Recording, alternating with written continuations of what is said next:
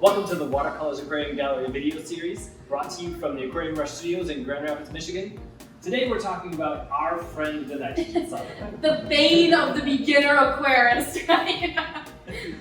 This is the core of filtration in an aquarium. This is why we have filters. It's not to take out junk, it's not to make the water clean, it's to process nitrogen.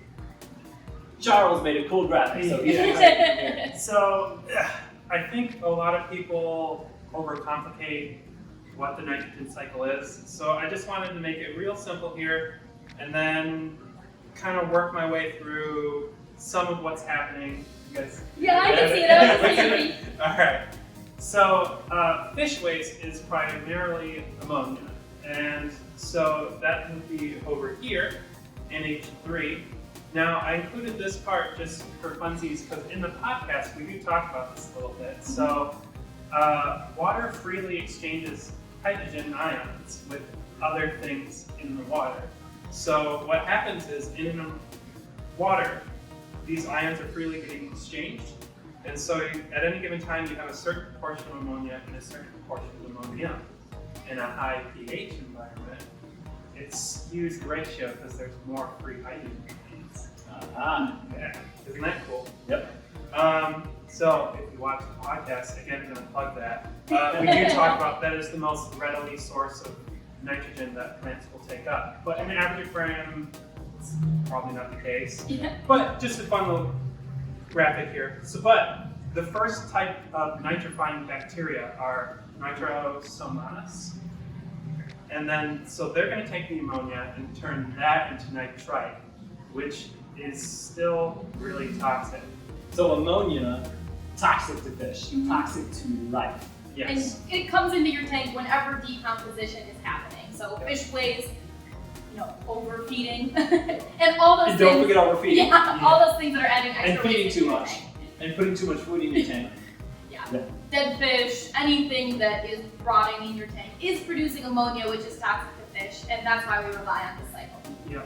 Ammonia is so toxic that even the next type of nitrifying bacteria, it's toxic. So that's why if you're having problems cycling the tank or getting over a spot, you're probably waiting for the first nitrifying bacteria to get the toxicity low enough that the second genus can go. Wow. Wow. So then the second stage is the nitrobacter genus, and they'll take that nitrate and turn it into nitrate. There are denitrifying bacteria, which is when you get anaerobic conditions in your tank. I've seen a lot of people trying to experiment in facilitating those so that, because they can turn it into nitrogen gas. But in order to do that, they kind of have to backtrack a little bit. So if you disturb your sediment at all while that's happening, you're going to fill your tank. So I think what you're talking about is those pockets that basically don't have any oxygen and just build up that toxic material, usually in your substrate in layers of bubbles. Yes. If it gets stirred up at all, then all those bubbles are released all over the place. But the bubbles aren't the toxic part. It's everything that's dissolved within that pocket around the bubbles. Hydrogen sulfide. Sulfide or sulfate? Sulfide. Hydrogen sulfide, okay. That's that black, stinky, swampy smell. Yeah. Sometimes when you disturb an old substrate. Yeah. Yeah. So I would recommend any sane person to not do that unless you're being really experimental, but anticipate that if you mess it up, you will lose your entire system, including your nitrifying bacteria. Usually only an issue in a deep sand bed that doesn't have, it's not well planted, those roots will disturb those pockets. So not something to worry about for the average aquarist, but not something to plan for either. Yeah. And then I did include, so plants can take up nitrates, but they're, in most aquaria, I would argue that your primary source of nitrate export is going to be water changes, unless you have a very lightly stocked system and a lot of things. That can often be a really good gauge for, are you doing big enough and frequent enough water changes? If you're keeping your nitrates in check, you probably are. Yeah, and I think under 20 in most freshwater aquariums, I would consider in check. Absolutely. Yeah. That's why if you run a system that is heavily planted with a light fish load, you can get away with fewer water changes because the nitrate buildup isn't going to be that fast. Yeah. So there we go. When we talk about cycling aquarium, the nitrogen cycle is that cycle that we're talking about. The growth of those good nitrosomus bacteria and the nitrobacter genera of bacteria to process fish waste. And I did want to include some stats for ideal conditions for nitrobiome bacteria because I spent the time to look into this because I have realized, at least in some of the forums and Facebook pages that I'm looking at, certain questions are coming up and I suddenly can answer them. And there's a ton of misinformation out there on this subject. So these nitrifying bacteria, their ideal conditions are going to be between a pH of like 7 to 8. Once you get below 7, they start being inhibited. Once they get below like 6.5, they are not functioning at full capacity anymore. And once you get below 6, they're dead. But also not as important.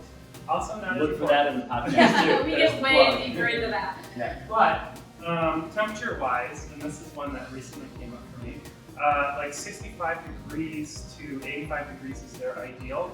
But since their metabolic rate is based on temperature, the higher the temperature is, the faster they process stuff.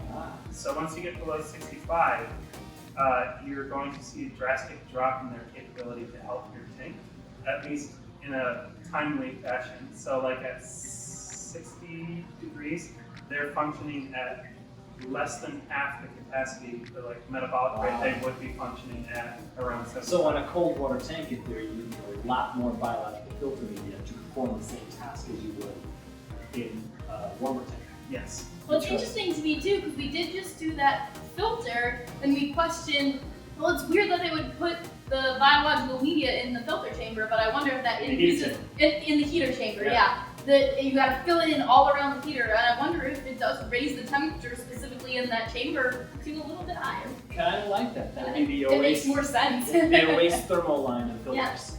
Yeah. Cool. I think that's it for my specifics. Yeah, maybe we should talk a little bit about like a habitat for beneficial bacteria. Where does it live in your tank, and how do you encourage it in those areas? It grows on anything. Yeah. Right? And literally anything. If there is a surface in an aquarium where water moves past it, they grow. So the perfect biological filtration media is media that has as much surface area as possible. Sponges are a classic one to think of, but the ceramic medias that are out there. And most filters have like a little cylinder in there that's designed specifically for that. So that's why we always recommend don't wash that filter media, because that beneficial bacteria cannot tolerate the chlorine. It's supposed to look a little dirty. It's got bacteria on it, so don't touch it. They're also kind of light sensitive, so theoretically they would function better in like a canister filter than they would in something exposed to light. Interesting. Another plug for a good canister filter. Yeah. Well, I won't say no to that. I love my canister. Awesome. Well, hopefully this helped any of you who either weren't sure if you understood the nitrogen cycle or just felt completely lost. But please reach out to us if you have any questions. We can talk about this stuff all day. Yep, absolutely. In the meantime, let's have lots of fun and keep those hands wet.